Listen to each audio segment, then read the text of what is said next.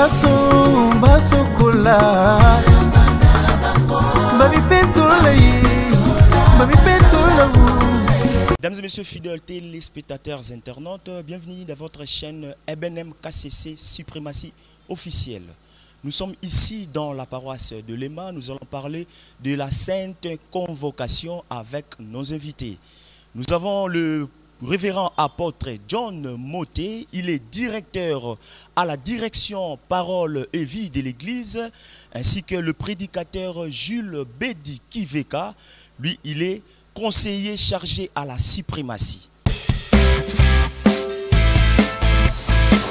Voilà, bandeko balandi, tosili koyoka kuna ndenge tosili ko présenter ba invité na biso, ba oyo ba ko développer, ba ko expliquer biso nini wana Sainte Convocation. Ndekuna topesi maloba na prédicateur Jules Bedi Kiveka. Na kombo na nkolo Yahweh, matondi mingi epai na Yahweh, na eleko oyo apesi biso pona kolobela Sainte Convocation ko biangama ya bule ou en Kikongo mbokolo ya nlongo. Na kombo na nkolo Yahweh, na bosenga ya bandeko tokosalela plus lingala ete bandeko nyonso balanda biso na bokebi. Na kombo na nkolo Yahweh, toyebi banso ete lingomba ya sango malamu pe ya sika ebotami le 8 mars 1955 na bolingo na Yahweh, na mbiangama ya mosakoli dizolele mpungu wa fiduswa Isaac. Ezali likanisi ya bato ya mayele te to bato songolo pakala bafandi ete basala lingomba, kasi ezali bolingo na Yahweh na kobianga mosakoli dizolele. Nde kati na lingomba tozali na ba nkembo mingi oyo toko célébraka oyo tobengi na français ba fête ecclésiastique. Notamment tozali na mbotama ya lingomba oyo toko fetaka le 8 mars. Tozali na apparition ya KCC oyo toko fetaka le 12 avril. Tozali na fête de la délivrance ou fête de l'oracle oyo tozali ko fêter le 15 avril. Tozali na reconnaissance juridique oyo tozali ko fêter le 30 avril. Pe tozali na Sainte Convocation ko biangama ya bule oyo tozali ko fêter le 20 mars. Yango nde kozala objet ya masolo na biso ya mokolo mwa lelo. Na kombo na nkolo Yahweh, na kolanda mayemanso tozwi epai ya tata na biso mosakoli na Yahweh, uta kala baye bazali kala na lingomba, bako sosola ete na bambula oyo eleki tozalaki kikolobela ko biangama ya bule te to Sainte Convocation to bandaki pe ko fete yango te, kasi yango etiamaki na kati na milulu na biso na volonté na Yahweh na nzela na mosakoli, ndenge tolobaki yango liboso ete lingomba na biso ezali ko kambama na yemei Yahweh na nzela na mosakoli dizolele. Yahweh à tout moment azali kotalisa ye oyo esengeli pona lobiko ya milimo na biso. Se na lolenge wana pe Yahweh apesi epai ya mosakoli na ye ete nkembo oyo ekota kati na milulu kati na lingomba na biso oyo tobiangi kobiangama ya bule. Nde banso toyebi ete nkembo ya liboso tosalaka yango na temple central KCC ezalaki na mars 2019. Yango ezalaki nkembo ya yambo oyo tosalaki. Na nkombo na nkolo Yahweh, Yahweh asala makambo mingi ya minene to azali kokoba kosala makambo mingi ya minene kati na biso. Mais eyaki komona na ete likambo oyo motuya oyo Yahweh asala ya kopesa biso mibeko na ye ezalaki ya kobosana. Tobandaki kotia attention kati na yango te. Ezalaki neti oublié. La promulgation de la loi était oubliée. Nde Yahweh amoni ete atalise pa ya mosakoli na ye ete esengeli ete bato bakanisa yango bato bayeba yango, bato balobela yango, ezwa esika kati na lingomba na Yahweh. C'est na lolenge wana nde milulu wana eyaki.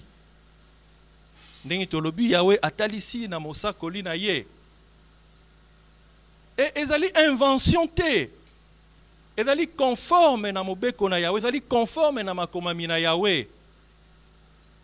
Tokongi kotala yango na Deutéronome chapitre 18 verset 16. Tokozwa tango ya kotanga yango. Ezalaki nini? Toyebi ete Yahweh apona libota na bana na Israël.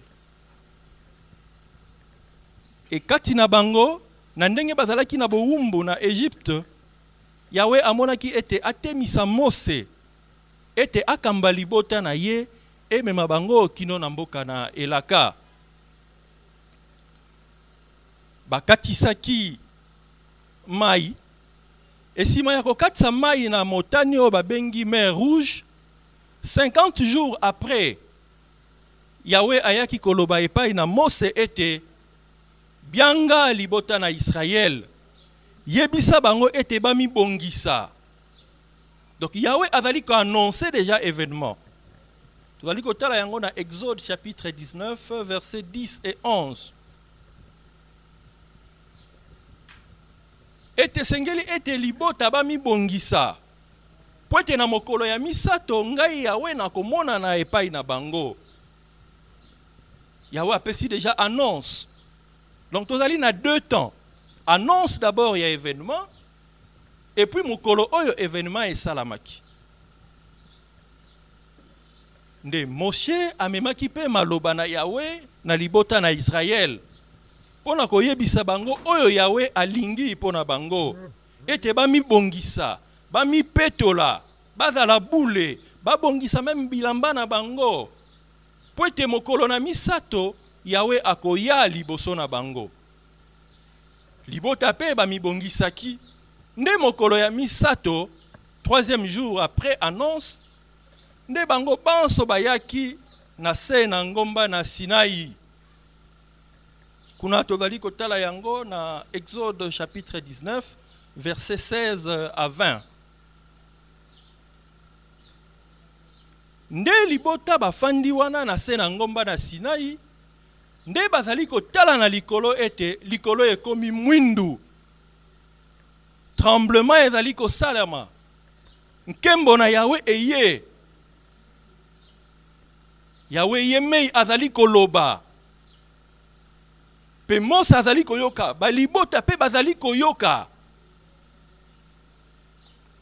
Nde na maloba, pe na mongongo makasi oyo Yahweh alobaki na yango, pe ndenge moto ebimaki, libota bakokaki ko supporter yango te. Epesaki bango somo pe kobanga. Nde basengaki epai na Mose ete komema biso lisusu te. Toyaka na esika oyo. Noki te ete kokufa. Po ete tokoka ko supporter te. Nde Yahweh ayaki kopesa maloba ya kondimana. Les 10 paroles de la loi. Otozali kotanga na Exode 20. Pendant la première, tina 14e verset. Nde sima ya kozwa maloba wana, Moshe ayaki akomiselaki yango libota. Bien que bayokaki yango epai na Yahweh, kasi bakoki ko supporter te.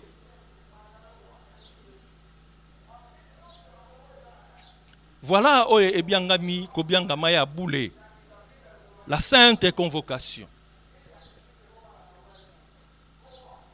Yahweh alingaki ete yemei aloba po ete libota bayoka ete ezali mobeko na ye, ete ezali mobeko ya Moshe te. C'est pourquoi présence na Yahweh a insisté ki ete libota ezala wana, bango moko bayoka mongongo na ngai. Mais kasi libota bakorai ko supporter yango te. Nde na kombo na nkolo Yahweh, ndenge touti koloba yango, totali évolution ya lingomba, kala kala tozalaki ko fete yango te. kasi mosakoli na inspiration oyo azali na yango tango nyonso ko ute pai na Yahweh aye komona ete sengeli ete molulu oyo ekota na kati na liturgie na biso pona nini c'est pona ko valoriser mobeko na Yahweh pote bato ba yeba mobeko na Yahweh bato ba pesa yango valeur parce que par aberration parfois to kolobaka la loi de Moïse. Et la loi de Moïse, c'est la loi de l'Éternel, mobeko na Yahweh. Parce que euti et pas na yeme Yahweh. C'est comme ça que moni était molulu oyo eyaki kokota kati na lingomba na biso. Pe na mois de mars 2019, mosakoli yemei. Ndenge tozali ko fete yango ebongisamaki epai na yemei mosakoli. Kopesa ba orientation ndenge yango ekotambola epe spécificité na kati na molulu oyo tozali kotala yango ete bakoteyaka te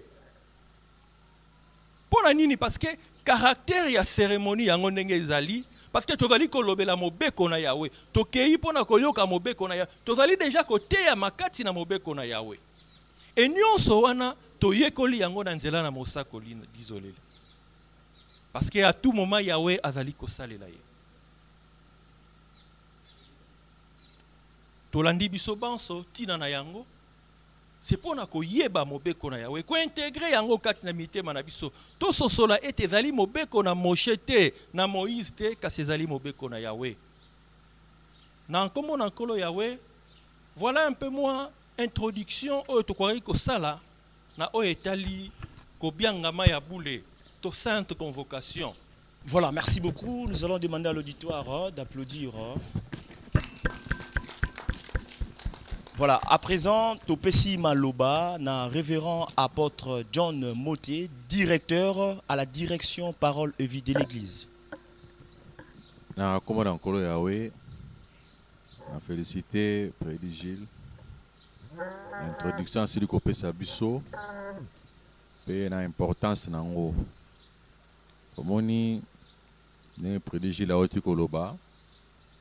Moto ezaki likola ngomba flamme ngomba etondi na milinga bakaki ezobeta ba lumière ya ba éclair oyo ezalaka so ekaki ngelo ebeta eta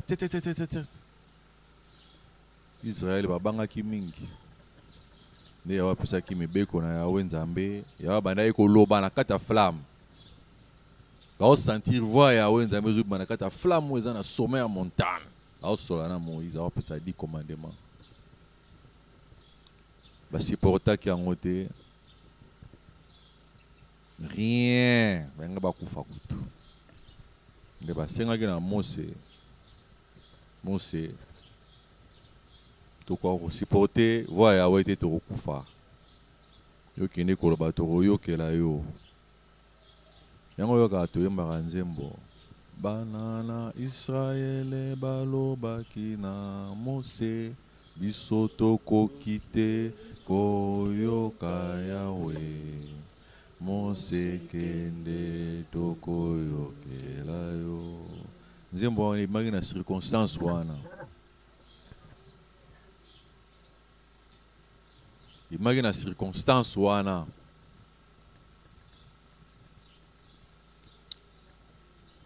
non, il y a un problème terrible. Bon, c'est pas ça qui est un peuple à 5 qui na Yahweh. Mais, en Israël, il y a qui Yahweh. Il y a Santa qui présence na Yahweh, na somo nengo bo mabango. Après, il y a Moïse azoya na mabanga, mibeko bakoma na mabanga. Yangwana aspect wana prophète désolé le alingaki ko souligner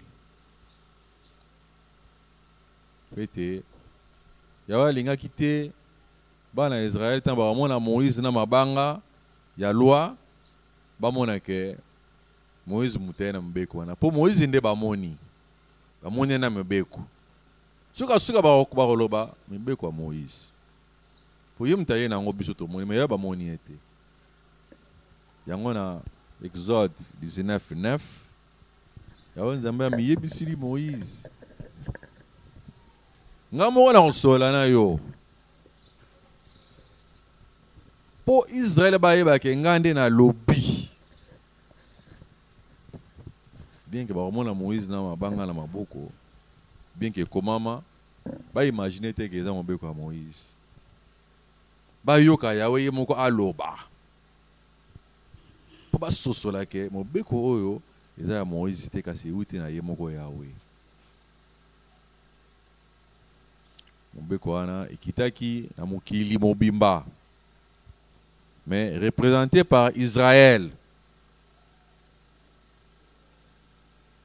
Pourquoi yawe nzambe akitisaki yango mpona elenga ya kokitisa kaka to pourquoi parce que mobeko wana yango de garantie ya molimo pe musuni na biso garantie munene na muto akotosa yango aza na lola vi na ye pe ya musuni ezala ya mapamboli. C'est notre existence même. Et qu'on amène à Deutéronome, chapitre 32, versets 46 à 47. Donc, connaissons la valeur, c'est toute notre existence. D'abord, moi, il y a biso mon bimba. Et ça, mon limo, ça, mon suni, et dépendre de mon beko ana. Désolé quoi, valeur, il y a mon tout, il y a ma casse. Oh, yawe nzambe na mawana ye pendant que sauver mutu akitsaki na mon Horeb pour te bengi mon Sinaï pendant le biko na bato. Alors mkwani yonga Biblia yaki yango na mukili mobimba alobi ye moko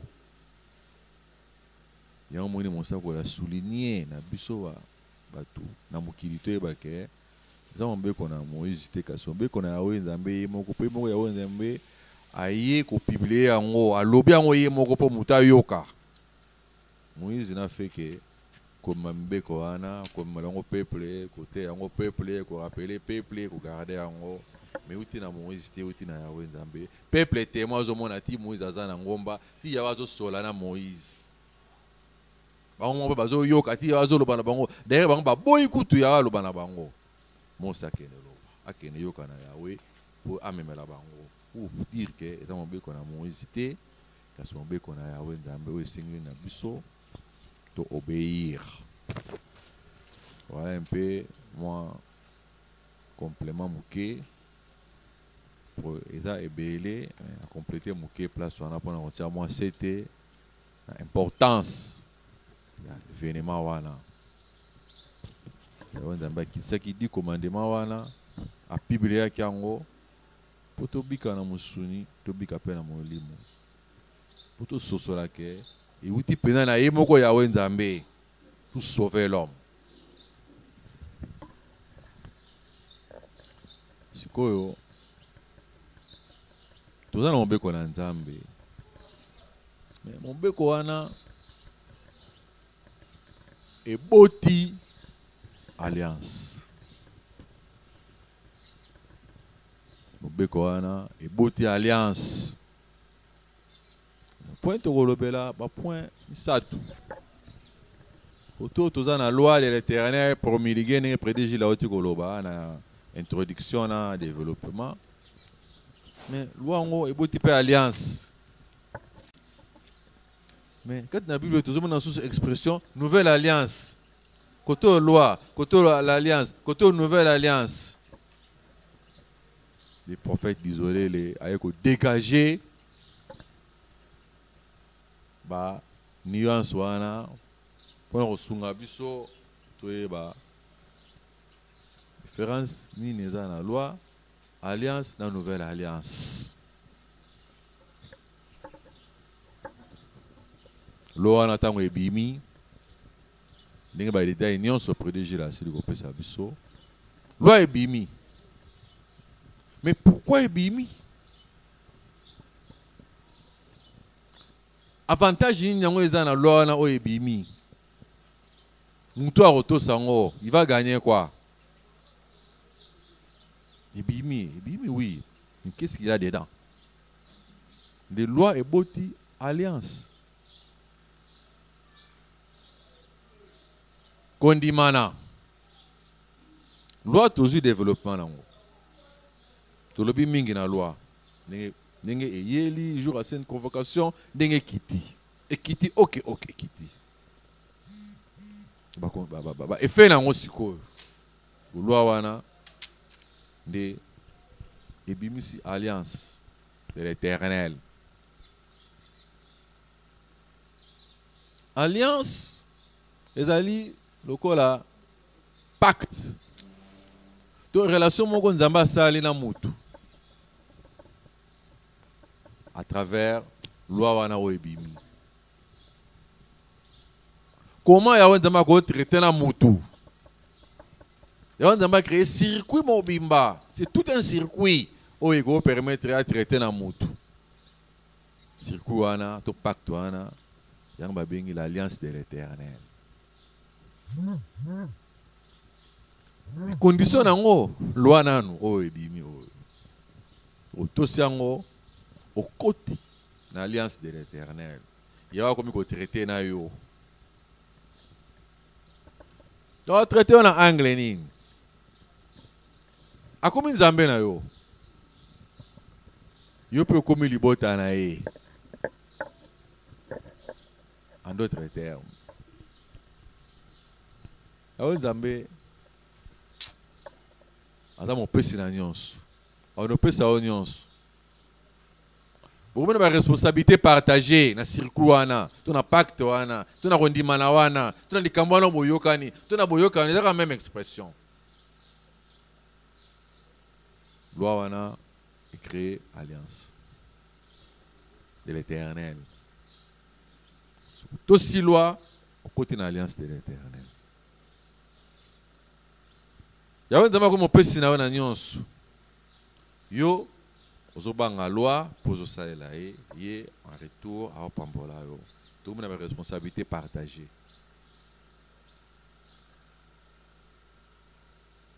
Yango c'est ce que nous faisons même dans l'église. Qui te a un culte, tu dois partager la responsabilité. Ba parti nyonso eza na l'église na biso na culte na biso, il a toujours lié na première alliance. Partage des responsabilités.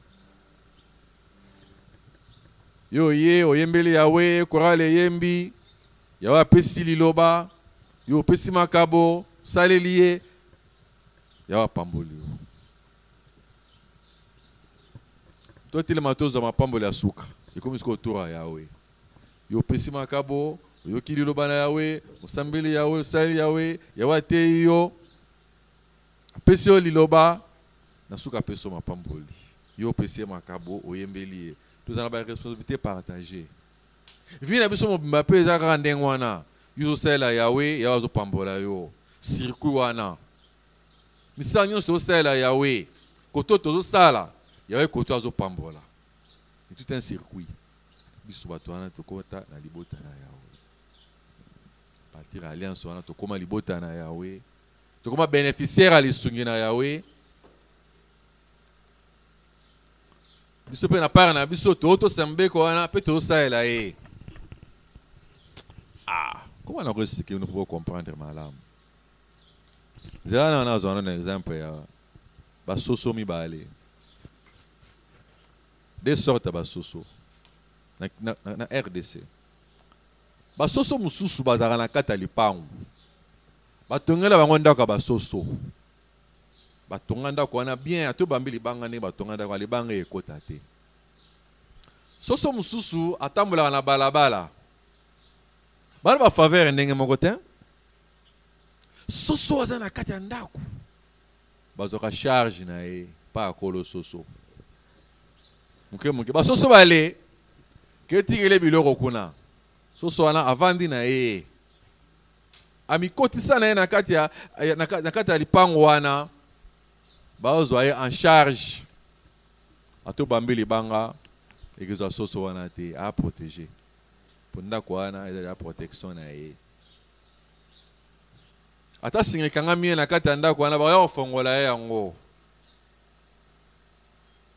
nyama ba okota te po azwa ye ato bambi libanga mbula ezobeta akopola te batonga ndako ne malamu eloko moko te danger ekota kati na ye ndenge wana batongela ndako na ye bien protégé différent na soso mosusu oyo akenda kotambola aza na kati ya ndako aza na kati ya lipango te soso wana mutuka ekoleka ekoniata ye akotambola na nzela bambe libanga azotambola kwe adini na libulu pa kufi bambwa baleye abungi pe muta oluka za te deyaka milukilaka balesake te soki pas zwi ale sans protection nyonso ekomela ye ekomeli ye kaka baolandela ye te mpa kolo na ye mpe azotia ye ka te mpo aza libanda lipango oyo ekomeli etali ye moto aza na kati na alliance ya yawe nzambe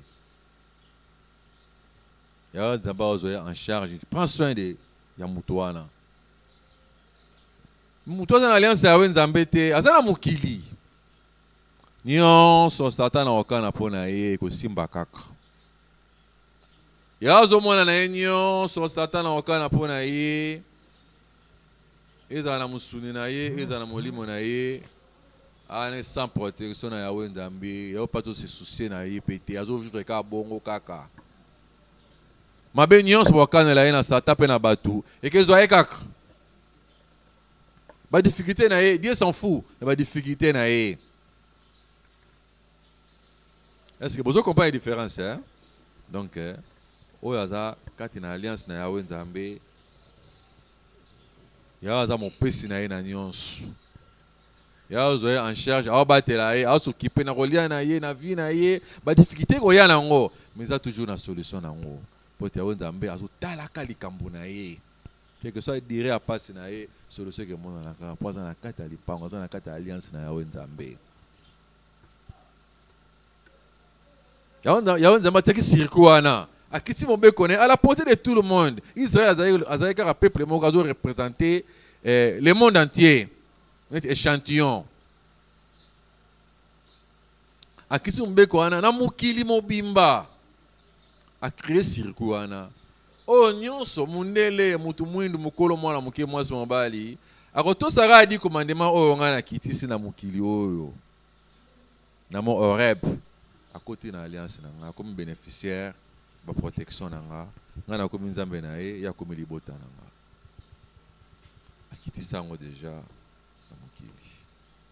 Na mo Horeb. Salam sala na ye. Toute personne a tout ça ka loi wana, n'importe qui, il faut tout ça au côté de l'alliance na yawe nzambe, au côté de circuit wana. Ya bénéficiaire ba faveur nzambe, ya comme nzambe na yo comme libota na ye. Ça l'alliance de l'Éternel. Monique loi ils ont permettre mutu à côté de l'alliance na Yahweh. C'est ce qui a été fait. Ndingwane salamela. Mais mutu makasi mingi. Alingi parfois ko saboter bola mwana ya nzambe asalela ye. Mutu alingi na koto sa mobeko na yawe nzambe te alinga vivre na ka bongo loka soso ata na libanda ata sans protection yaone mutu alingi mingi mobeko na yawe nzambe amona ngo kaka. Ça le problème ya mutu. Ça ne signifie pas que ninge mutu ninge Israël à tout moment bala ko sembla bike ko na bango bazo bwaka alliance na yawe nzambe alliance na yawe nzambe ekufa te. Tangi na Jérémie chapitre 31 du 2e au 3e verset. Muyone muto obwaka alliance na yawe nzambe obima na alliance mais yawe obwaka alliance na yete ça salamo déjà la portée de tout le monde et kita déjà na mon Horeb ninga lobaki wana biblia ngo et kita déjà circuana et salama déjà il faut tout ça au côté na alliance. Yo soko bimi na on alliance na wenzambe n'est pas dit que alliance est kufa alliance est kufa raté et qui t'a déjà circuit na eza déjà il suffit ka auto sango pambola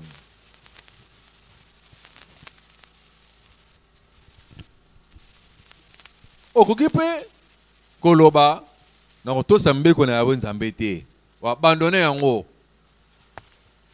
olongoli yango na ndenge na yo wape na besoin nango te mais mbeko na yawe nzambe wana atobwaki yango atosabota yango yawe asambisaka mokili à travers mobeko na yawe nzambe jour ya jugement olekelaka wana atobwaki yango atolingi yango te atosabota yango te yebaka ke suka na yo bomoyino mobimba ye dépendre kana mbeko na yawe nzambe ningo tosa yango te na mokili ba sanction ezali kaka na molimo ne pas problème ezali kaka ninge komami na Exode Ézéchiel pardon chapitre 18 verset 30 na kosambisa bino selon mibeko na bino na retraité bino selon mobeko na nga o na tia pardon muna mutuna ba evre na ye ça veut dire ndenge mutawa to selon mbeko na yawe nzambe ndenge azolinga ngo ndenge pa azopambamela ndenge azosabota ngo ndenge pa ozwa libebi na molimo pe na mosuni donc yawe nzambe ajishaka monde il nous bénit à travers la loi de l'Éternel au sabotant ngo pe aotiko tranquillité ba sanctions za nango na mosuni pe na molimo donc ok nozonga mbeko na yawe nzambe dara liboso na zotala ato sabota ngo bokuta na kaka olinga ngo te bokuta na olinga ngo pambola me olinga ngo te bokuta na kaka po ya ozoga ina simbi bo moya moto ako traiter yo ako faire souffrir yo pe ako dire yo molimo neke beba toujours à travers mbeko na yawe nzambe ngo zotosela ngo te ako pambola yo pe ngo zotosela mbeko na yawe nzambe mbeko na yawe nzambe mbeko na yawe nzambe ko sakanela ngo te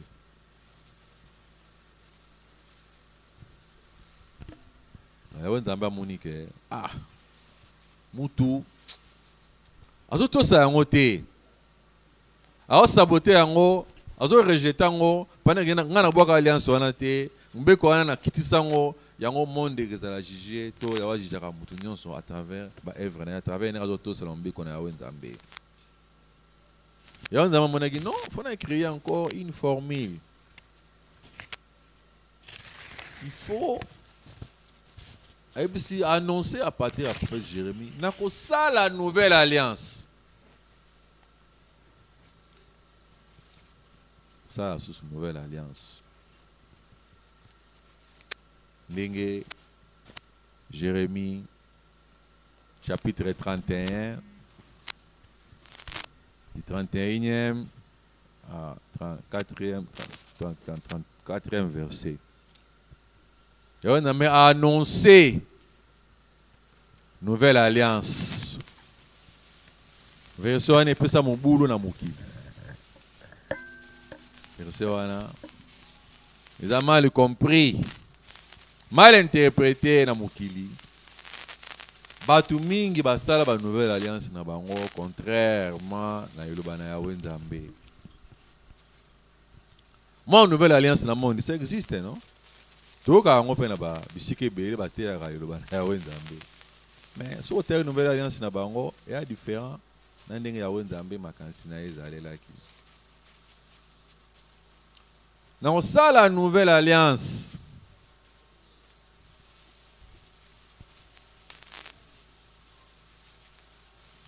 Nouvelle alliance na yawe nzambe asali pona kosunga batu oyo bandimeli liloba na yawe nzambe a imprimer loi wana na kati ya mitema na bango.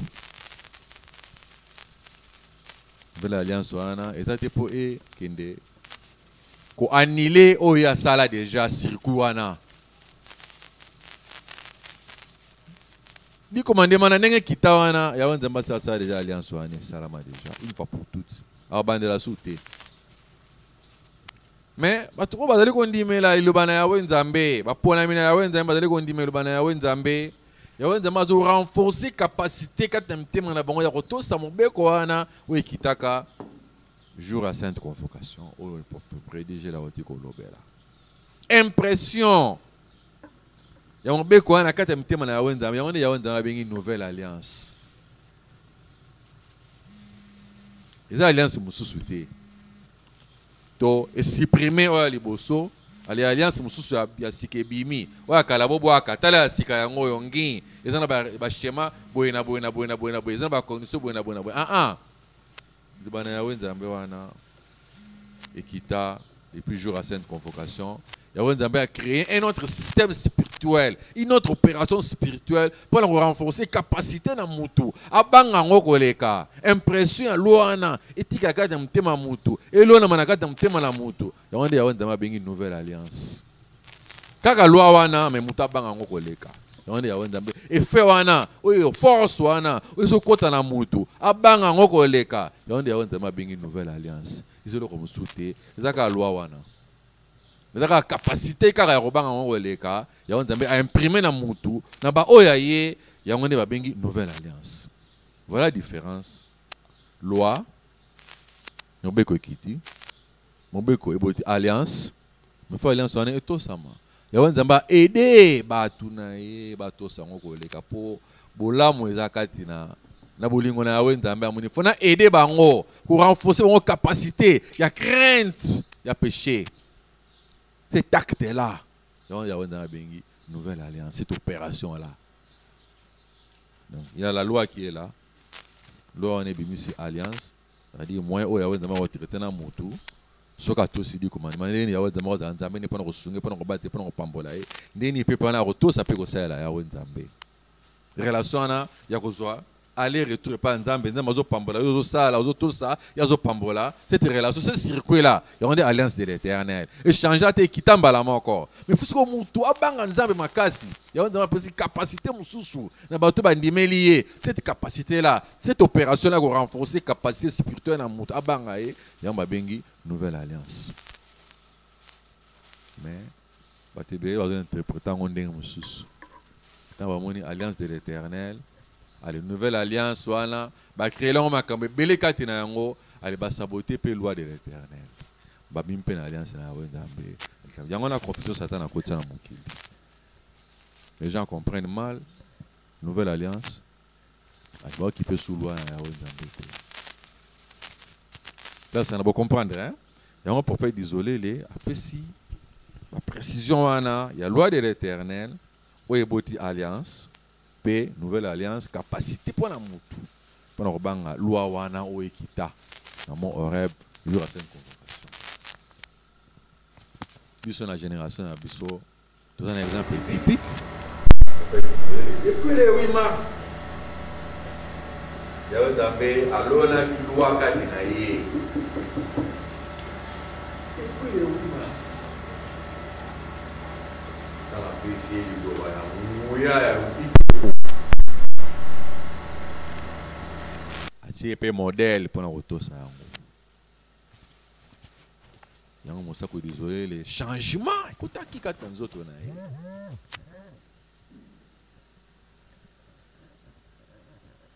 comme ils étaient l'onami katina mai katina yo bambu mege bima ebele.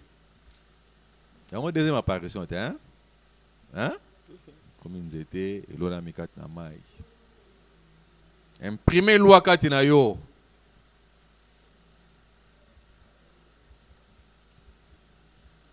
Première loi de l'Éternel. Quand il y a un prophète isolé, il y a un nzambe côté lié. Il y a un nzambe wana. Misale beile ko bimakati na ye, ko bikisa bato beile sur tous les plans. Il y a un monsako désolé tanga bandi musala na. Bandi déjà na côté ya bato bangi masulu. Il y a un sala qui bat balanda. Désolé la partie la crainte des péchés aux amis de nouvelle alliance loi Yahweh d'amour et puissamment et puis mon frère Yahweh d'amour c'est capacité supérieure il y a tout ça au les cas crainte des péchés il y a comme ça qui bat tout il y a Yahweh d'amour bat c'est pas là qui n'ango bat balandi yango lingomba pe salami petit sikoyo. Tu as dit que Nzambe, sozo banga Yahweh Nzambe, vous êtes bénéficiaire de la faveur de l'alliance éternelle. Alors, là, Yahweh Nzambe, il me l'a dit, pamboli mingi, Nous sommes dans Deutéronome, chapitre 6, du 1er au 3e verset. Sur tous les plans, musuni na yo, libota na yo, makambo na yo nyonso, eke mimelo tala mapamboli ebele. La loi de l'Éternel. Voilà différence, c'est-à-dire différence thème. Biloko loi wana ememi. Loi au prophète prédige autour de Bela, le développement de sainte convocation. Ememi nini? Ememi alliance de l'Éternel.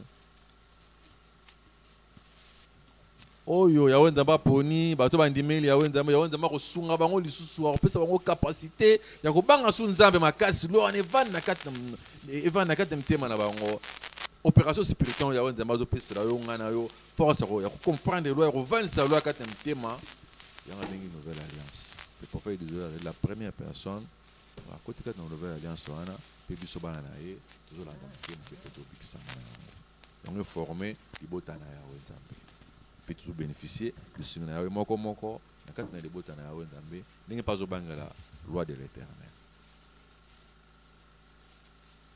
na koma na nkolo yawe voilà ikambongo ndenge ezaleli mais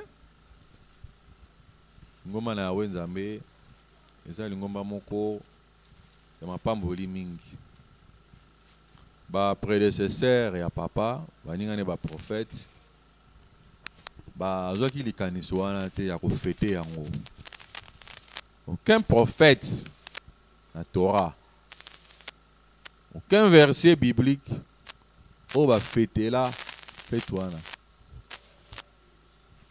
kaka meke bateyaki loi. En tout cas prophète de l'Éternel, tous les prophètes de l'Éternel bateyaki loi, bainsistaki la loi de l'Éternel ndenge mpe prophète de Dieu azali koinsister. Mais bango moko ba fêta ki loi te. Ko fêter sainte convocation. En tout cas, prophète désolé les premiers prophètes ont raisonné likambo wana pour na ko reconnaître Yahweh. Aye pe na moment moko monde et la plupart babosana na bango loi de l'Éternel. Ba créer ba nouvelle alliance na bango na makambo na bango na ba contenir nango. Prophète désolé les inspiration na yawe nzambe esaleli pour to fetaka loi wana pour des raisons pour la revaloriser la loi de l'Éternel oyo ezaki oublié na mokili tant ali ko fetango to pesa ngo sous valeur makasi tant ali ko fetango toujours exprimer reconnaissance na biso na yawe nzambe to pesa ye matondi esengo pour ta sela biso loka malamu na monde a quitté ça à travers prophète Moïse jour à sainte convocation liloba na ye 10 paroles na ye 10 commandements na ye o epesi loi e koti biso kati na alliance na yawe nzambe to komi wa bénéficiaire ya lisungu na yawe nzambe nzambe akomi nzambe na yakomi nzambe na biso biso komi libota na ye acte wana oyo yawe nzambe asala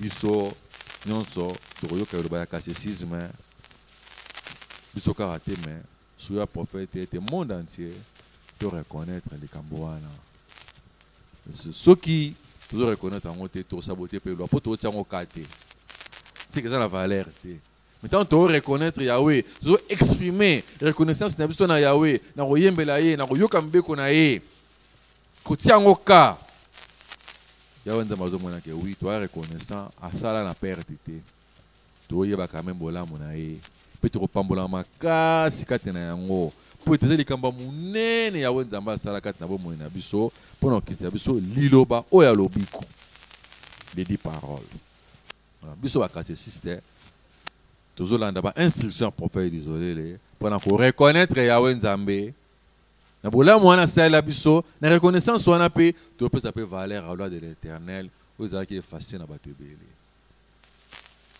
Voilà l'inspiration à peu près désolé à ce sujet. Il y a un jour à sainte convocation. On a dans Deutéronome 18. verset 16. Balobeli, Moïse alobi, bokanisa mukolo wana, oya, le jour de la convocation. Le prophète d'Israël, a bien un jour de la convocation, a bien un jour de la sainte convocation, à enrichir place wana. Parce que c'est mukolo oya wenzambe akitaki. Pour écouter un peuple, écouter un monde, à solo un monde représenté par Israël.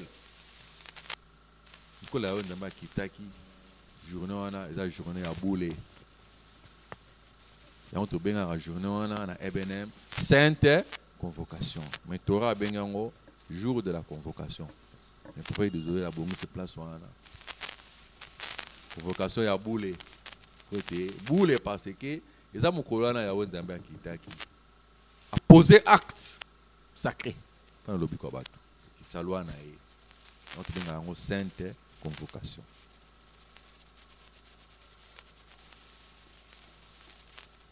Alors, c'est un prophète à féliciter pour se porter un peu dans le bayango parce qu'il est le seul à faire ça. La prédécesseur na e base d'inspiration na te.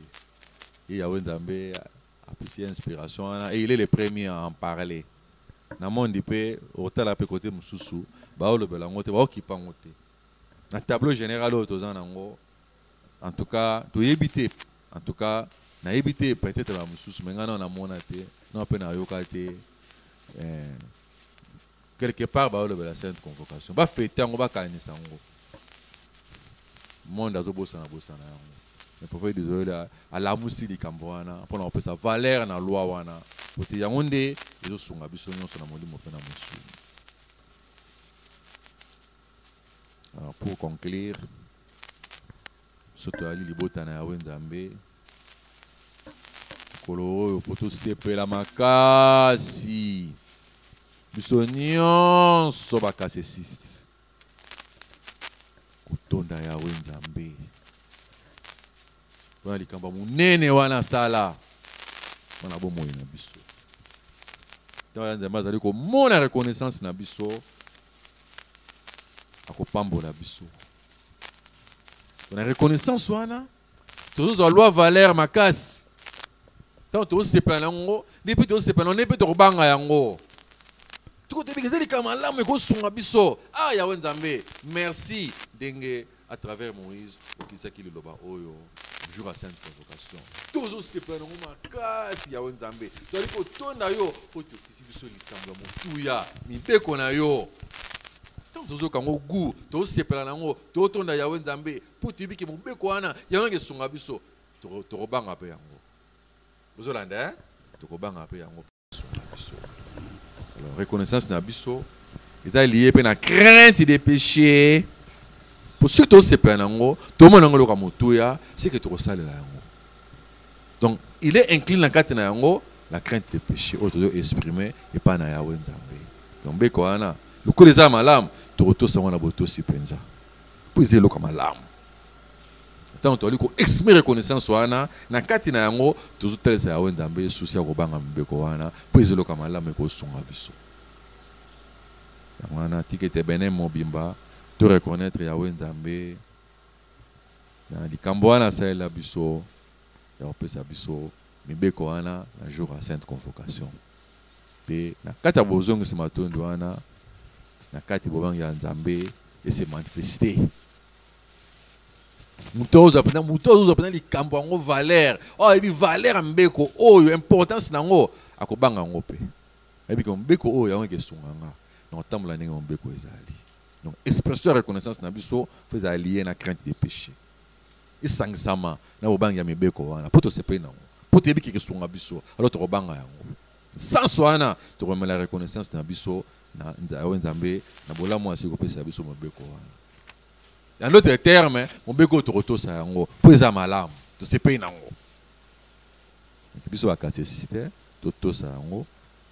Tozong samatoni na wenzambe exprimer na crainte des péchés wana peut pambola mala on peut te robika na yango wenzambe robosa na bisote isa na molimo za musuni mais to les personnes ça peut matoni na prophète désolé les opinions sur les ba initiative na e ndenge azali kosunga biso ndenge mpe azali kokoba kooriente biso vers lobiko Yawe Nzambe apesa ye mikolo ebele apesa susu mibu ebele akoba kopesa biso susu mingi po tobika na milimo na biso sona EBNM mobimba to souhaiter bino bonne fête à Sainte Convocation et bonne compréhension.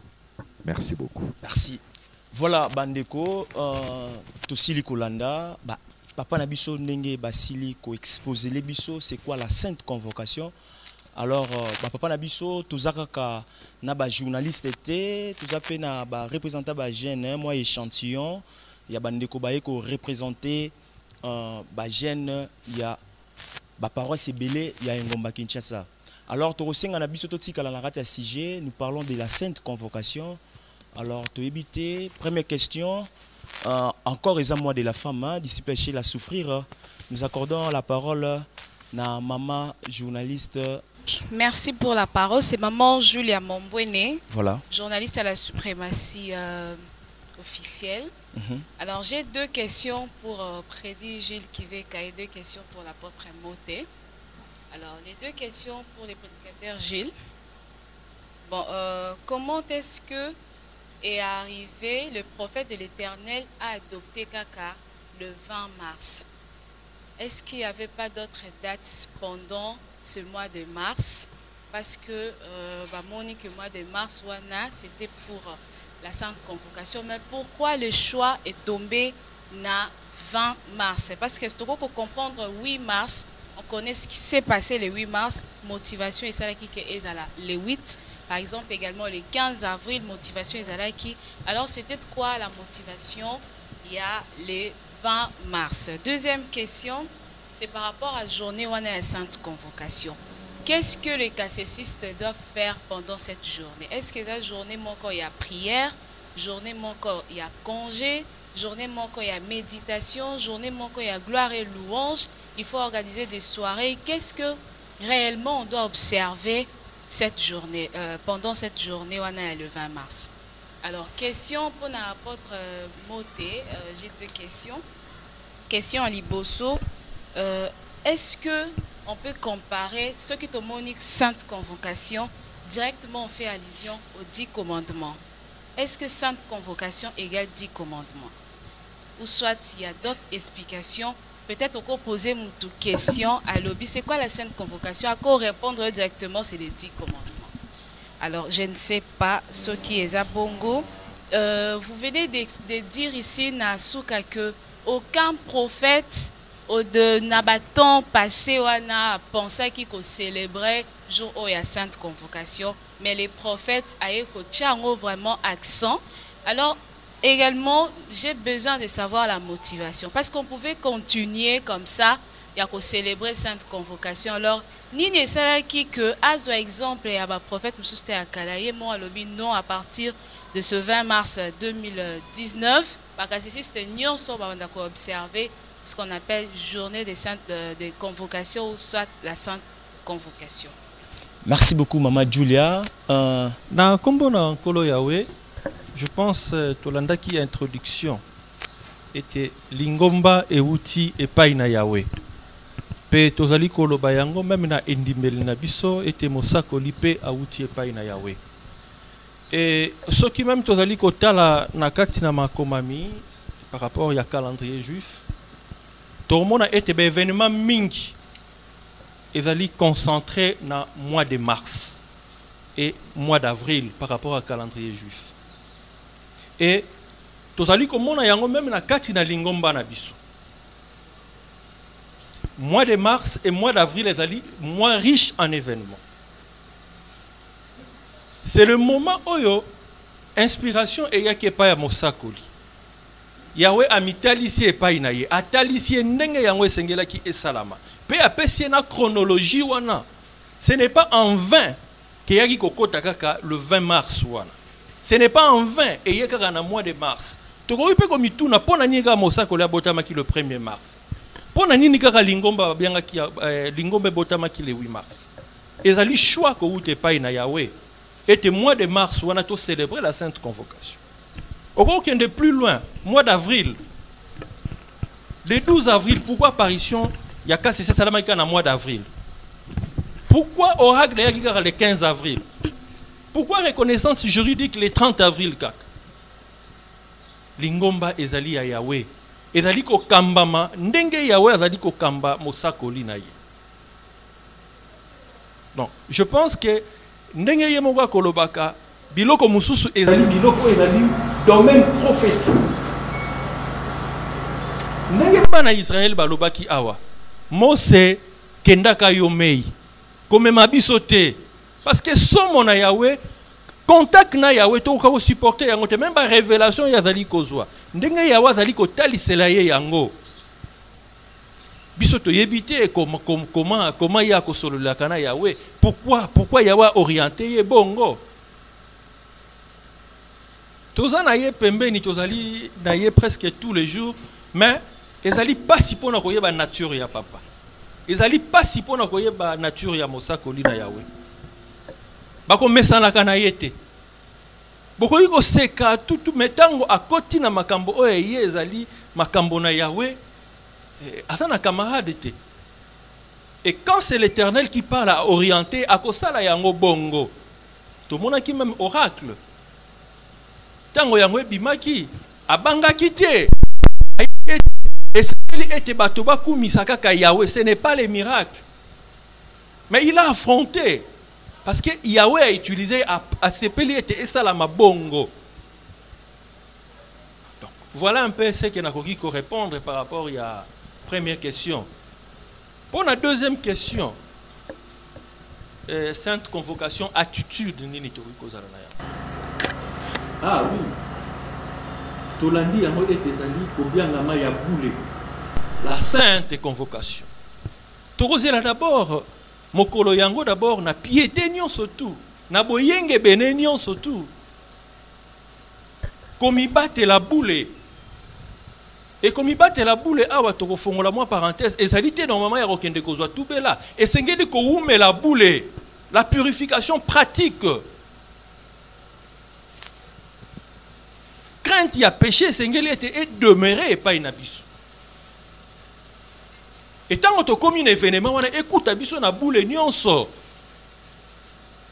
Et pour na cause la boule, ndenge to landi yango, mobeko na Yahweh zali ko peto la biso, tant que to zali ko tosa mobeko na Yahweh.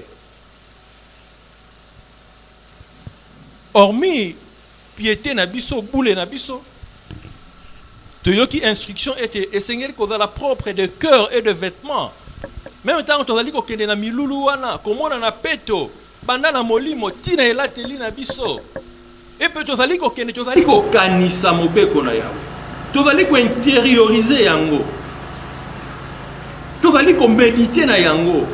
Et au finish tokozongisa matonde pa ina Yahweh. Ko yembela Yahweh, ko kumisa ye pona likabo monene oyo tozwi. Kala isala makite. Donc ezali ngolu oyo tozwi epai na Yahweh ete biso na génération oyo tozwa ngolu oyo ete la sainte convocation to banda ko fete ya ndenge apôtre Mote alobi okoyi ko tambola na mangomba okoyoka te likambo ya sainte convocation okoyoka yango te. Donc c'est une identité particulière ya Ebenem nanzela na mosakoli désolé. Donc occasion attitude na biso boyenge bene kozala propre na milimo pe na elateli kokanisa mobeko na Yahweh kokumisa Yahweh koyembela ye kozongisela ye matondi etango tozali kotonda Yahweh tozali kokanisa pe ngolu monene oyo toza na yango ya kozala na mosakoli kuute epai na Yahweh parce que soki tozalaki na mosakoli te auti epai na Yahweh makambo oyo tokoki kozwa yango te parce que Yahweh azali kosalela ye à tout moment. Tokoyoka kala mingi te ke mosakoli akobimisa ba point témoin ba apôtre bazalaki na séminaire a flashaki bango yango déjà ezali maye oyo Yahweh azali kosalela ye à tout moment. Et le prophète ne tarit pas. Donc akaukaka te. Donc à tout moment Yahweh azali kosalela ye tango likambo ekoya akokomisela biso. Voilà un peu oyo tokoyi par rapport à la question. Au lobby sainte convocation, autour de ce que égal a dit commandement. Sainte convocation, ezali na koloba convocation o ya Nzambe salaki a convokaki donc a bengisaki bana Israël baya na mont Horeb na mont Sinaï po ba ko yoka ye. Donc jour wana o ya Nzambe bengisaki bango appel wana to e bien ameli wana yanga bengi sainte convocation. Donc to fetaka jour wana ya sainte convocation. Poto ko yoka liloba yabu ya bule ya Yahweh. Beko na Yahweh. Donc la loi ekitaki nde mukolo wana o ya Nzambe bengisaki bango ba ko yoka loi. Ya Nzambe kitaki abengisi Israël. Donc abengisi nega monde entier. Mais monde mo ba rolonga de tous les quatre coins. Mais apointaki de botawana baza ko échantillon pour ba représenter monde.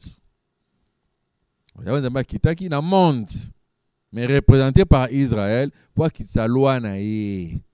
Loi na kitaki wana mukola kitaki yango ne ba bengi jour wana jour ya sainte convocation. Donc il y a différent. Sainte convocation égale 10 commandements.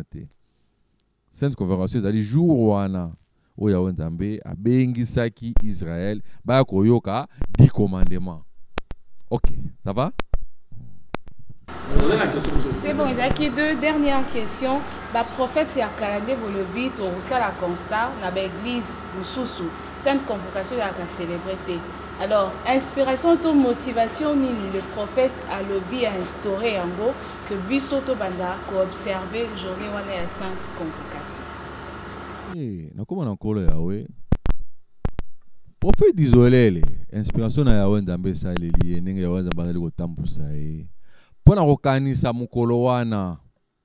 Mate mukolo wana bisike bele na toka te seka ba feta yango.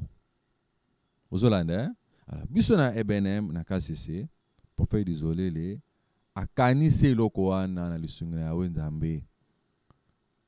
Na Malachi chapitre 3 verset 22. Yahweh Nzambe azoloba. Souvenez-vous, bokanisa Mobeko ya mosali nanga Moïse. Bozolanda dans mobeko nanga ona pesaki na prophète Moïse. Biso siko to se souvenir na mobeko wana. Tozomona ke tokobosa na mukolo wana te. Mobeko wana tokobosa na ngote, mukolo kitaki pe tokobosa na ngote. Poti ya Nzambe asalaki likamba munene mukolo wana. Akitisaki mobeko wana tant toali ko mona to komi na mukolo wana toali ko kanisa mibeko wana toali ko méditer moko na moko sala étude vi na eza ndenge nini par rapport à mibeko wana kita oza libanda na ngoto za kata mibeko wana ekitaki oui yango ndenge keso to na prédéger to sala nini mukolo wana pour méditation on va no raisonner. Oui, tu as chance na kata ngolo o ilubana ya Nzambe kiti beko na ya Nzambe kita bonga par rapport à mbeko na za ndenge nini na libanda nango to na zakate nango oza kasi sister ozoka mbeko na ya Nzambe mekindumba na kati kimuyibi na kati lukuta na kati misala mabe na kati kumbeko kiti mosako la kisi mbeko apesi nyonso kota kotosa siko ezo dépendre na mutu ko par rapport à mbeko na oza wapi faut méditation ezala nino se comporter ozoto sango penza vi na yo par rapport à mbeko na ya Nzambe oza kati nango toza libanda nango ndenge Josué chapitre 1er verset 7 kotenga manango na gauche te na droite te poza la malamu yo za libanda toza na gauche toza na droite toza na centre il y a un jour sur la méditation je dis il faut ko méditer bulamu na ya Nzambe yango yo mbeko na ya Nzambe kita yawaza malamu akitu mbeko oyo bongo nga moko par rapport à mbeko oyo naza wapi na libanda to na kati no pamba ndenge ni na itana za nango alors tokota na alliance na ya Nzambe pona otosa mbeko wana poto pambolama. OK?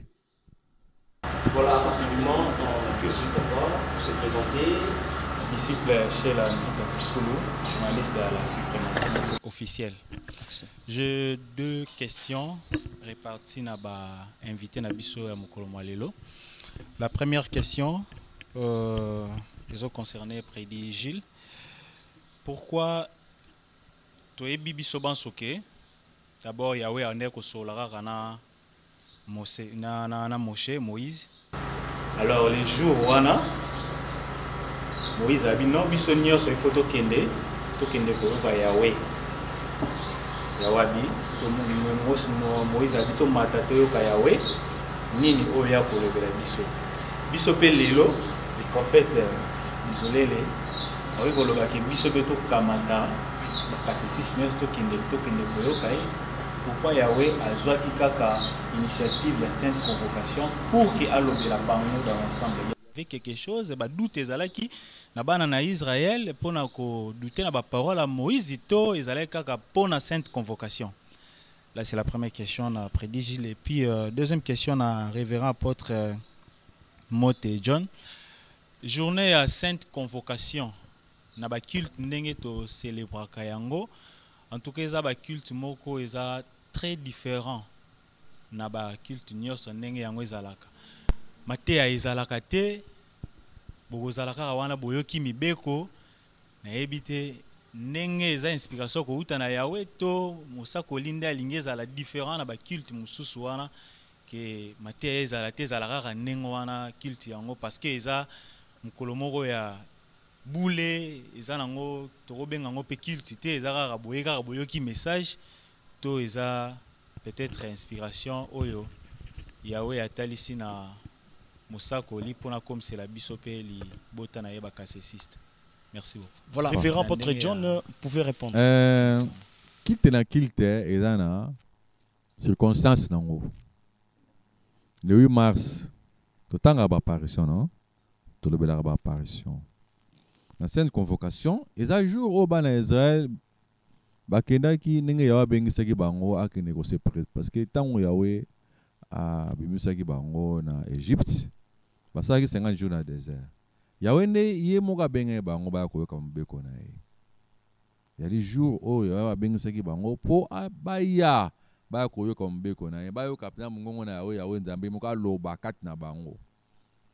Po batia foi na liloba na Yahweh nzambe pe na prophète Moïse ke auti na Yahweh.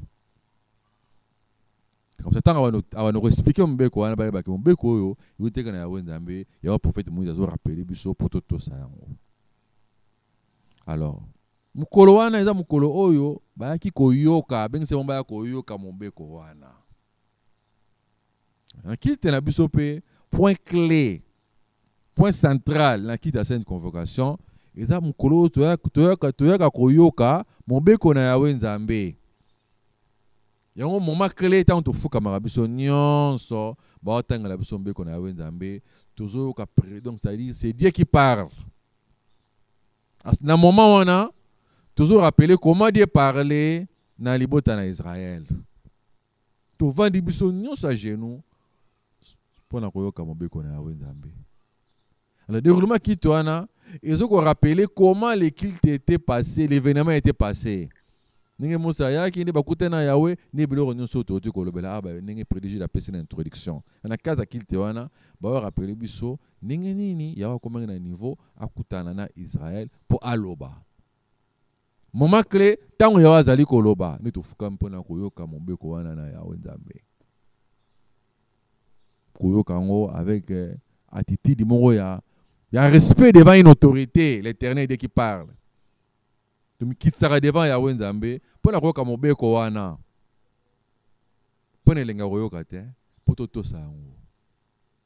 Voilà papa point clé ya kilte wana taka yango moni eza na forme na ngo propre inspiré par l'Éternel. Ninga Yahweh nzambe inspiré prophète ninga osel lango pour te mukwana za pour na koyoka mobeko na Yahweh. Pour toto sa pe yango. OK. Voilà, prédicateur Jules Bedi, vous pouvez répondre à la première question à Tunakio. Merci beaucoup. Je pense que l'introduction, tant que question maman Jules a pris pas papa c'est le mot. C'est par rapport il y a caractère solennel aussi à une journée à Wonderland. C'est solennel où mon bec on a Yahweh déjà ezali pour ça pour là. Donc ça suffit déjà au lieu qu'il y a cause du sous-solité et tout ça c'est l'inspiration. Oyo mosako na zali kozwa ko ute pa na Yahweh. Question maman Julio Tuningai pourquoi kaka libota et papa maman papa Sheila d'ici Sheila. Pourquoi il fallait Yahweh yemoko a monana na libota na Israël? Je pense que toko tanga na Exode, ceux qui disciples joya ko tanga la biso na Exode chapitre 20 versets 15 à 17. Exode chapitre 20 versets 15 à 17. La parole de l'Éternel est ainsi libellée. Or tout le peuple fit témoin de cet honneur, de ce feu, de ce bris des corps, de cette montagne fumante. Et le peuple, à cette vue, trembla et s'éteint à distance. 16. Et ils dirent à Moïse, que ce soit toi qui nous parles, et nous pourrons attendre. Mais que Dieu ne nous parle point, nous pourrions mourir. 17. Moïse répondit au peuple, soyez sans crainte, c'est pour vous mettre à l'épreuve que le Seigneur est intervenu. C'est pour que sa crainte vous soit toujours présente, afin que vous ne péchiez point. Voilà raison. Yahweh lingaki était yemoko à apparaître pour que crainte ya mobeko, crainte na Yahweh est demeurée epai na bango. Po ete bakoya na masumu te. Donc Yahweh lingaki était yemoko à assurer responsabilité wana et monana ete kezali mobeko na ye. Parce que tango bayokaki yango bakokaki lisusu te. Nde Moshe ayaki na mabanga wana Yahweh a commis déjà. Donc na bango ba comprendre ete oyo Moshe aye na yango oyo Yahweh pesaki parce que ba monaki ba yokaki. Donc ba santaki présence na Yahweh ndenge to bali koloba yango ete moko te amona Yahweh pe akomona na kate parce que azali oyo azali. Donc voilà un peu Yahweh lingaki était crainte na ye e wumele pa na bango. Et puis ba identité, ba origine était ezali mobeko na ye. Ezali mobeko ya moshete. Fallait yemoko assurer yango, à se porter garant na yango. Neti mutake ko sala libala. Atindi muto a représenter. Toko kansala ke oyo ye mobali, oh non, te yete représentant na ye, mais tango yemoko kolo libala à s'assurer à bimi wana c'est lui. Donc apporter responsabilité wana. Voilà un peu pourquoi Yahweh lingaki était libota bazala pouke crainte ya mobeko na ye eumele pa inaba. Raison ezali yango wana. Merci.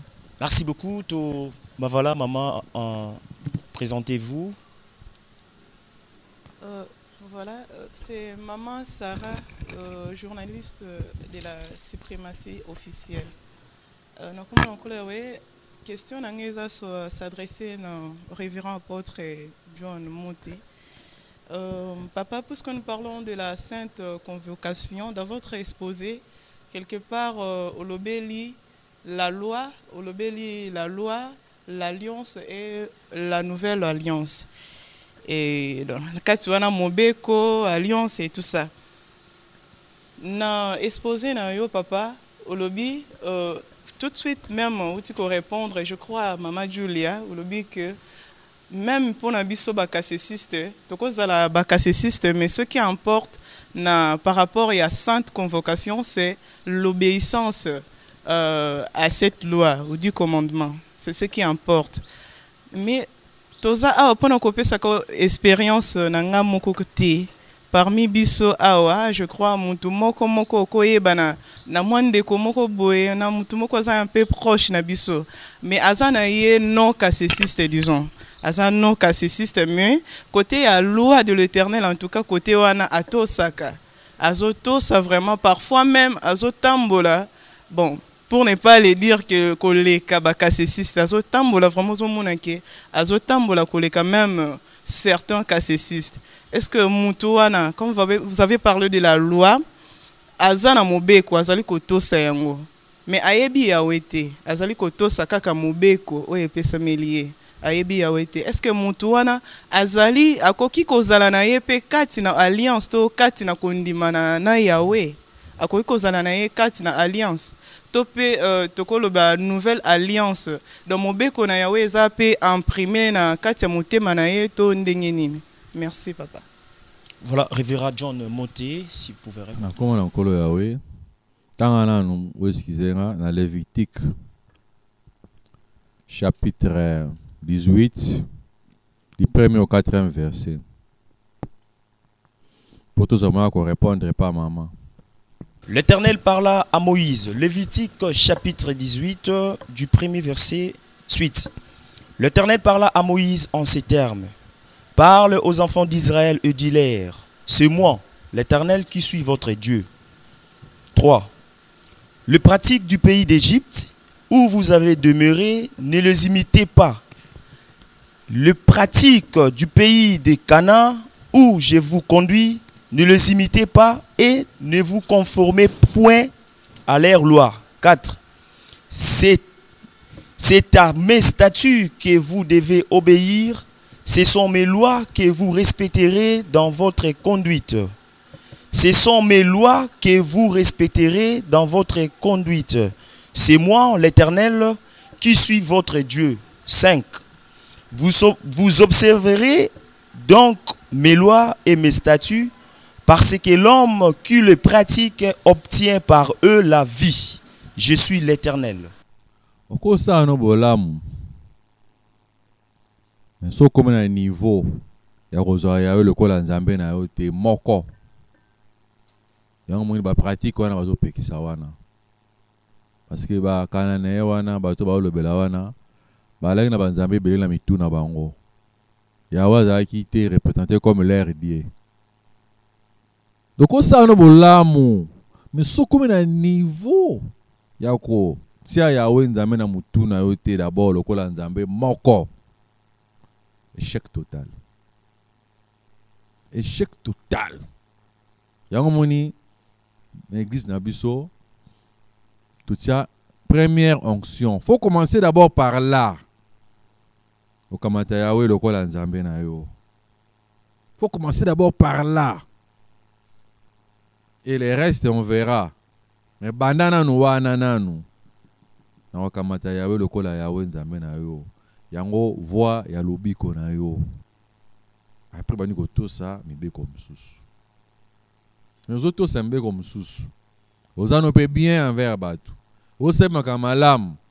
Mais ceux qui yawe nzambe, aux an ba nzambe belé, bo moyeno za bloqué. Bo moyeno za li bloqué. Yango yawe nzambe a insisté. Na mi be ko na ngane o isengeli yango ne boroto sa po bobika. En commencer d'abord par pour reconnaître Yahweh Nzambe le kola Nzambe na yo. Pe ko effacer na mémoire na yo. Banzambe nyos oyo yebi na mokili ya wati kala ye moko. Après reste mbeko bani ko landa. Maman net so comprendre. À cause en est bien, mais ceux qui yebi Yahweh Nzambe le kola Nzambe mon côté, azan difficulté ya lobi. Tout est bloqué. Merci beaucoup. Pessi Malobana Maman, présentez-vous et puis posez la question. Merci, disciple joyeux. Moi, c'est Maman Esther Mayala, journaliste à la Suprématie. J'ai seulement une petite question pour Prédit Gilles. Papa, aussi que le biso awa, pendant la période de la Sainte Convocation. Pourquoi seulement cause à la boule pendant la période de la Sainte Convocation? Jour moussous donc cause à la boule était. Tozara la boule pendant la période de la Sainte Convocation plutôt. Na kombo na nkolo yawe je pense n'exposer na ngai na loba ki likambo ya purification pratique. Donc pureté na biso fait à la permanente. Fait à la permanente. Ezaka raté que ono pour na sainte convocation de fona mi battre la boule parce que nazo kende kokuta na yawe fait na za la boule. Non. Il faut durant toute notre vie. C'est pourquoi respect à mobeko na yawe. C'est comme ça, même que Mosa Kola qui pratique, il y a purification pratique.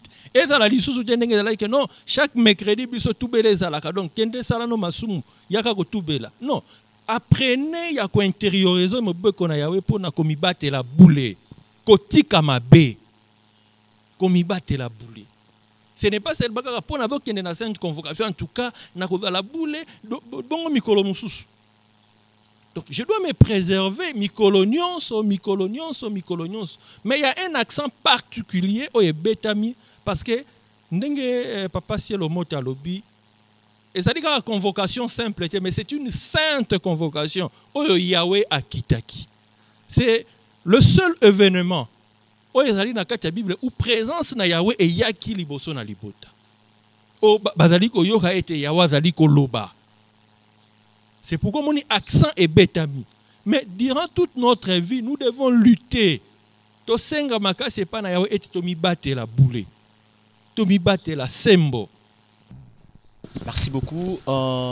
Question, tout petit malobana papa, présentez-vous. Comment on merci disciple joyeux, c'est disciple Stache, jeune à la paroisse de Limba. Merci. J'ai des questions pour Prédigile et des questions pour l'apôtre Monté.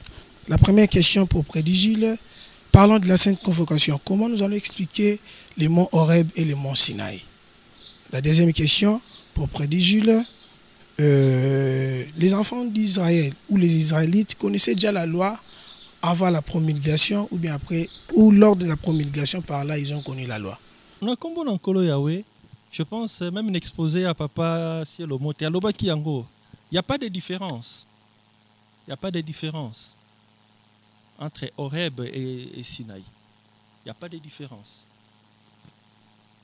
Et pour la question, il y a Mibale. Dans Kombo Nankolo Yahweh, je repars toujours dans l'introduction. Libota na Israël, libota na Yahweh. Libota oyo Yahweh apona. Donc, ezali libota moko oyo ezalaki déjà mise à part. Wuta ba koko na bango. Libota na Yahweh. Donc, bazalaki déjà na Yahweh lokola Nzambe na bango. Ba yebaki déjà Yahweh. Mais tango bango ba kei na boumbu na mboka na Égypte. Yahweh amoni ete libota na ye ba koti na ba pratique mususu. Ba bosani ye Yahweh Nzambe pe mobeko na ye. Parce que ezalaki déjà kati na bango. Nde Yahweh amonaki ete pona lobiko na bango esengeli ete ba bima. Ba longwa kuna na Égypte sika bazali. Parce que bazali kokuta na banjambe mususu. Kombo na ngai Yahweh ezali lisusu kati na minoko na bango te. Ndenge ezalaki pa ya bakoko na bango. Nde ayeko bimisa bango kuna. Nde Yahweh amoni ete na parcours na bango. Yango moni même na nzela zali koloba. Maboto bokokuta na nzela. Bo imite makambo na bango te. Bo landa te. Kasi Yahweh amonaki ete ayako beta sete mokolo oyo. Donc ayaki juste pour ko renforcer yango. Mais ils étaient déjà, libota oyo ezalaki déjà mis à part. Na yebite ce qui au comprendre. Nena songa pe Prédigile pe bisonyons. Na koma na nkolo Yahweh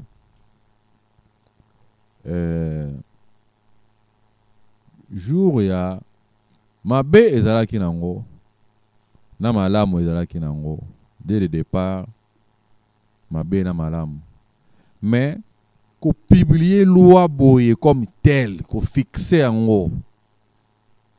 Des jours wana Yahweh Nzambe na kitaki. Peut-être bango nyons ba yoka loi na Yahweh Nzambe. Diz mobimba ndeni ba sengeli ko tambola. Ça c'est différent. Papa Zolanda, c'est différent. Kolande yango ndi di commandement kitaki na mokili. Yahweh Nzambe fixé. Neni mutako tambola na mokili. Pe jugement pe na Yahweh Nzambe et bandaki à partir à 10 commandements wana bandaki ko juger mokili à partir à 10 commandements. Auparavant il y avait une méthode na mususu. Mais à partir à 10 commandements, changement ekota ke pa na ye pour na ko juger monde.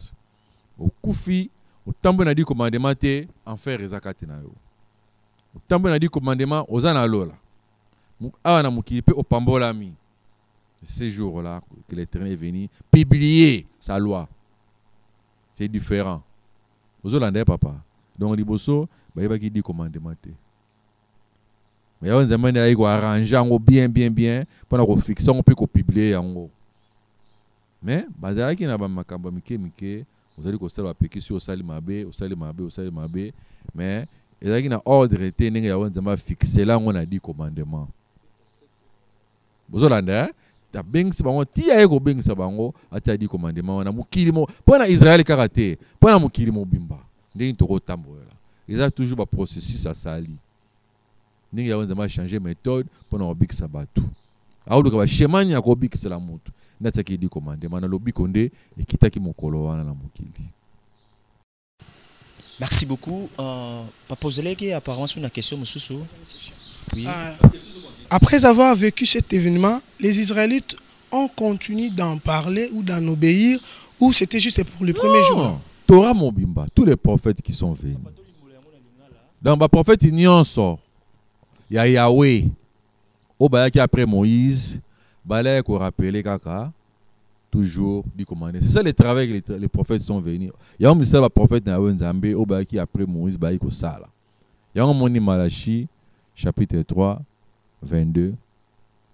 Toujours, il va ramener tout pour se souvenir de nini, mon beko ana ya Horeb. Josué aye, na Josué chapitre 1 verset 7. Tambola kaka ndenge mon beko na yawe nzambe au prophète Moïse azwaki. Donc rappelle toujours tous les prophètes musala yango na ba ko sala. Prophète d'Israël le pe yango wana musala ko sala. Il faut renforcer ba capacité. Faut faire ma côté de la pour la loi wana. Pour insister, s'il rappelle, il y a loi wana oyo, il y a Yahweh Nzambe qui t'a na mon Horeb. C'est ça qui prouve à suffisance que réellement prophète Dieu est un prophète de l'Éternel pour à côté azana kata sirkwana na ligne wana, il y a rappel, il y a loi de l'Éternel. Il faut renforcer on na fête mon bimba. Tous ont la valeur ma casse collègue pour bungi na batu. OK. Dernière question. La dernière question était comment nous allons parler de la nouvelle alliance? Comment cela est apparu? Par la promulgation ou il y avait d'autres manières que l'Éternel avait appliquées? Il y a un loi, une alliance. Mais ming bazo ko toute sa alliance wana te. Il y a un système, il y a imprimer loi wana na kata mtema bato, ko renforcer bato capacité à revendre sa mbe ko wana kata mtema na mitema na biso, na mitema na bato oyo ya wenda ma sepe na yango. Gymnastique spirituelle, opérateur spirituel, il y a renforcer capacité na mutu, il y a robanga ya wenzambe. So mpesi na ya wenzambe, okome na susi mbe ko na ya wenzambe, ya ko sunga yo mbe ko na evendre. Alors, phénomène ya wenzambe ko sala, pour te craindre des péchés se développer na yo, il bana ya wenzambe, evendre kat na yo, yango ya wenzambe bengi nouvelle alliance. O a promettre ki ke a sala nouvelle alliance. Donc ça dit a renforcer na mutu capacité ya ko banga ya revendre sa loi na mutema ndenge depuis a quitté sango et pas Moïse hein mutu a comme ko négligeango mais ba oyo ba ponami na yawe nzambe bazo to sango ko leka alors acte wana yawe nzambe azali ko sala pona ko renforcer capacité na mutu ya ko banga nzambe o banga nzambe o tozana ngo yango nouvelle alliance kat na biso c'est le société différent na alliance de l'Éternel ça renforcement capacité c'est un langage spirituel yawe nzambe utilisé Abenyango, nouvelle alliance. Merci beaucoup. Alors, dernière question, maman Kuna Nasuka, on s'est présenté et puis voilà. Merci pour nous appeler Liloba. Ezali maman Séfarine, journaliste à Suprématie. Question ezali boye, ezali pour n'apporter monté. Ezali kotu na soki purification, la période où il y a sainte convocation. Ezali obligatoire. Si oui, pour bon abato bazali kosala ngote. Est-ce que ça a la conséquence pour la bango? Merci beaucoup, révérend Monté. Merci maman. Depuis Exode 19, 10, 11. Et l'Éternel dit à Moïse: rends-toi près du peuple, enjoins-leur de se tenir purs aujourd'hui et demain, et de se laver leurs vêtements. 11. Afin d'être prêt pour le 3e jour, car le 3e jour, le Seigneur descendra à la vue du peuple entier sur les monts Sinaï. Yawe nzamba za boule. Alingi tanga zo sona libota na ye akuta bango pe boule. Sinon il écrit ba physique spirituel. Zoyer okuta na Yawe kobo na yo na bakisi na yo na lukuta na yo na makamune be la mabe. Ça va créer des problèmes spirituellement parce qu'il y a des boule. Aya kuta na bato azo sona bango bato na pe bazala boule. Yanga pe si Moïse devoir. Petola bango bo sala musala petola batoana. Bazala boule pour ngana ngina kitana sola na bango na kuta bango na état pire pour ngape na zali boule. Biso pe mukolo wana ya mukwana to santaka présence ya Nzambe pona ko kita ko poto ya ko yoka loi na ye. To ko yoka ngo bongo te. So kozana ba problème na yo eza mabe ke mokolo wana ofukami ozoyoka lwa na yawe nzambe mokolo wana ezali ya bule yo na masumu na yo ekelukile baproblème na yawe nzambe ata na boye ozomona te mais spirituellement yawe nzambe akozwa mabe po te osabote d'abord présence na ye osabote mpe mokolo wana oyo ya bule wana eza malamu te yango tosengi na bakasesiste nyonso tokoye mokolo wana somo oza na problème te il n'y a pas de problème omona oza na tala mwa likambo moko mibale misatu kende kosenga tubela po te mokolo wana ozala bule lokola baningono bazali bule bokutana yawe oyo azali bule mpo oyoka mibeko na ye okanisa mpe mobeko wana mpo banga mpe yango on comprendre. Merci beaucoup, révérend John Moté. Alors, tu as une question à Souka, moi de la femme, Maman Kuna Sengi, tu as accordé, présentez-vous et puis, Otuni Motuna Nayo. Je réponds au nom de Maman Dorka Singé, la paroisse de Lemba. Ma question est, quel est l'apport de la Sainte Convocation pour les Bénin? Ça, c'est la première question. La deuxième question, c'est pourquoi la Sainte Convocation est venue tardivement? Na kombo na nkolo yawe na bandina na question ya mibale. Tardivement, par rapport à quoi? Par rapport à qui? L'Éternel est souverain. Asalaka makambo na ngonga oyo ya alingi, na temps oyo ya alingi. Toyi ko sambisa yawe te pona nini, pona nini, pona nini. Alinga ki te zala ngonga wana. Ye moko amoni na kibonzambe na ye ete ngonga ekoki. C'est ndenge pe to bandako tuna mosako likala wana zalaki wapi po lobela makambo oracle azelaki nini tout ça. On n'a pas à interroger volonté na Yahweh. C'est même to mona parfois likama ekweli ndeko apemi akufi Yahweh pona nini osali boy. Il est souverain. Il est souverain, il sait ce qu'il fait na tango oyo alingi. Sainte convocation et apporter nini. Je pense et l'obami déjà awa pona minki. Ayez ko valoriser mobeko na Yahweh.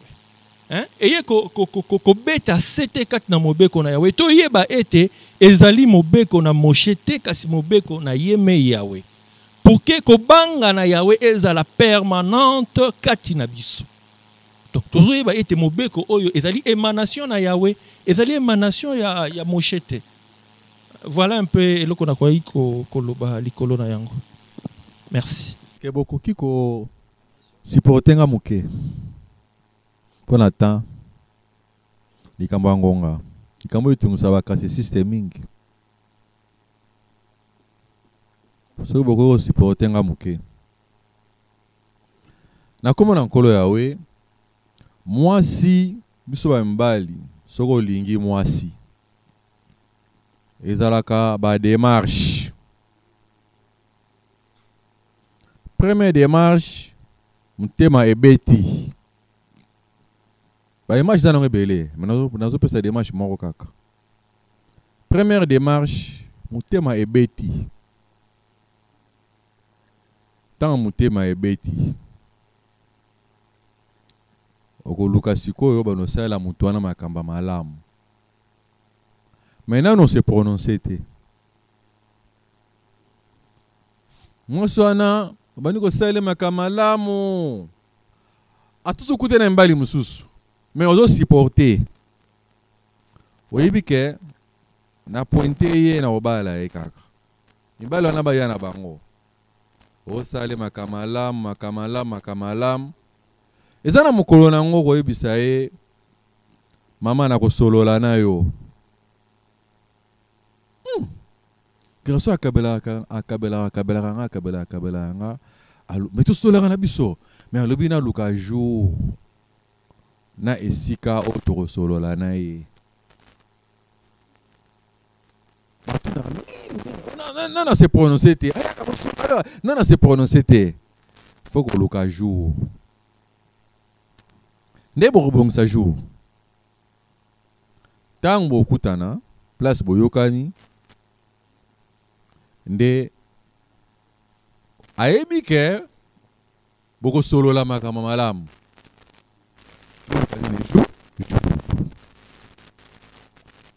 tambo okutana ngai n'observaka yo mais leo na se prononcer ke na lingi kobala yo ozala mwasi na nga azala mobali na yo omoni ndenge nini oyo ndimi bon banda lelo bagarçon na monako na pembeni na ningo mona bango sute changer téléphone d'ailleurs téléphone muso na changer sim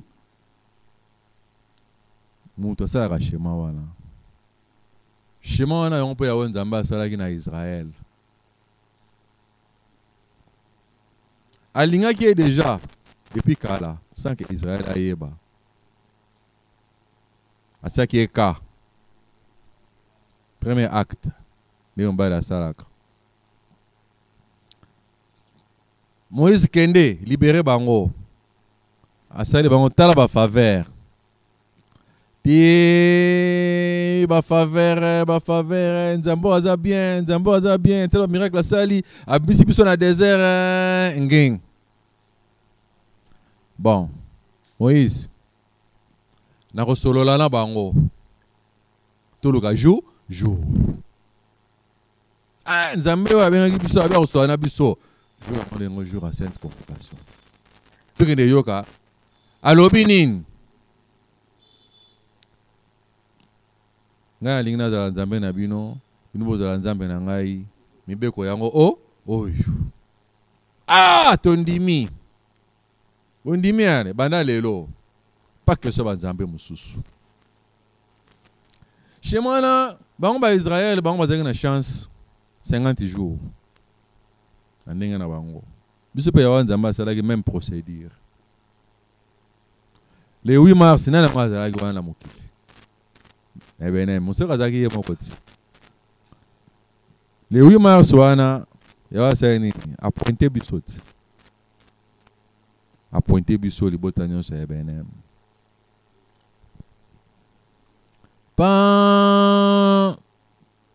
le 12 avril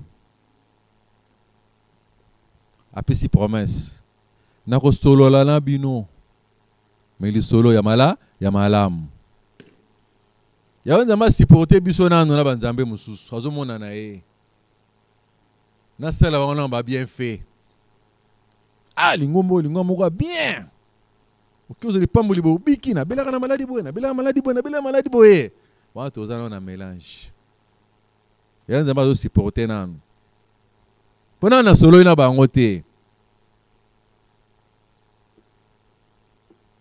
le 15 avril ngan jour à lisolo ekoki mais biso awumelaki kosala so ba bien fait awumeli kosala so ba bien fait sans qu'on se prononcer le 15 avril à se prononcer mutu akobenga manzambe te ata asali miracle ndenge nini quelque soit miracle qu'il opère en d'autres termes ngai nazali yawe nzambe na bino okozala nzambe mosusu liboso na ngai soki moke te le même langage mobeko ekiti bozolanda kana biso des changements dans tous les systèmes bakommunio elongwe banzembo echange totikali kaka na nani na yawe tomona na siko ndenge mobeko yawe nzambe aponani biso banda kala me azala temps asala biso na ba bien fait il supportait tout ce qu'on faisait ayebaki na ngonga oyo ntango na koloba bayeba deja ba bien fait oyo ngai nasalelaka bango yango moni ntango mosako alabimisi liloba oyo bato mingi balongwaki te nani alobi mosakoli bamosusu bakipe baverset mosako alobi nani aza nzambe te mingi badutaka te mpo tozwaki temps ya kocomprendre mosakoli tozwaki temps ya kocomprendre babienfait na yawe ntango yawe nzambe alobi moto adisikitaki te moke kaka bakendaki yawe nzambe abimeli biso ase présenter ke ngai nde nayali nzambe na bino bozala nzambe mosusu te patira mokolo wana tokomi kotosa mibeko na yawe nzambe C'est un schéma seulement. Retard wana, beau condamné Yahweh te. Aza plus sage que biso. Aza gana no koluka temps bon sa biso bébé comme c'est temps koloba. To discuter te pour to sambala. Mon posi to yeba déjà ba bien fait na ye. To rande hein. Ya on kana cause na on prend un point retard wana et déranger biso na mémoire te. C'est un schéma. Apana ne biso mais na schéma na mona yeke na sa na boy na bona ngonga tel bona ko so na ye pona ko aider mémoire na ye à en difficulté. Merci beaucoup. Voilà, merci beaucoup Bandeko Balandi. On est qui conférence na biso na batata na biso, tozalaki na prédicateur Jules Bedi Kiveka, ye azali conseiller kuna na suprématie, ainsi que le révérend apôtre John Moté, ye azali directeur na direction ya parole et vie de l'église. Alors kuna pe tozalaki na ba intervenant na biso na kati auditoire ya mokolo malelo, ba journaliste ya kati ya chaîne na biso ya suprématie, et puis ba jeune oyo bayaki na bango pe kozala na biso elongo na tina bazalaki na mituna biso mingi na bandaku toyokaka sainte convocation, mais lelo epesameli biso ngolu ya kozwa explication na yango, to retenir yango, to panza lien, to tinda lien na bandeko nyonso biso nyonso tout tozala na même information, et puis toyeba ko défendre soki ndeko atuni yo c'est quoi la sainte convocation. Alors toko silisa boete toko senga na auditoire mutu moko apesa ba impression na ye na ndenge batata na biso basili koloba. Voilà, kuna tomoni mama Julia soki akoki koleka liboso.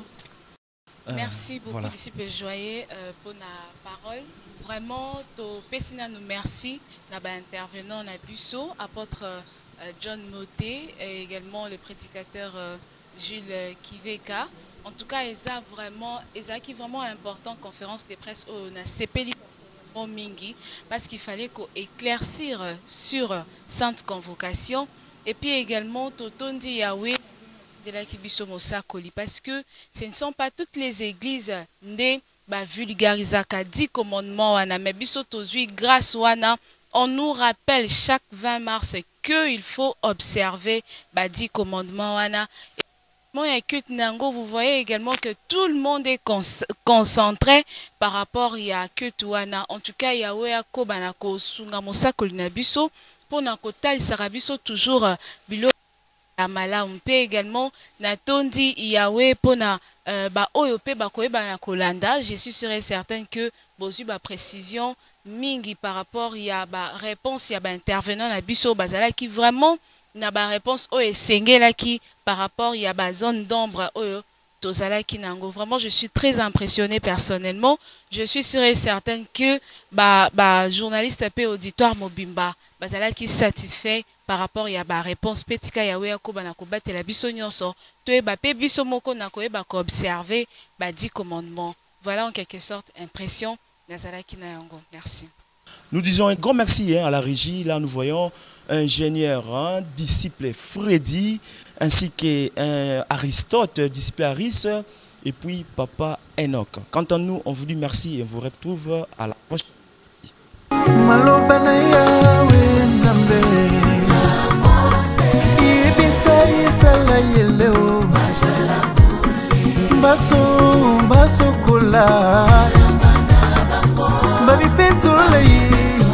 Mami petula wu witi ngai yawe bino pe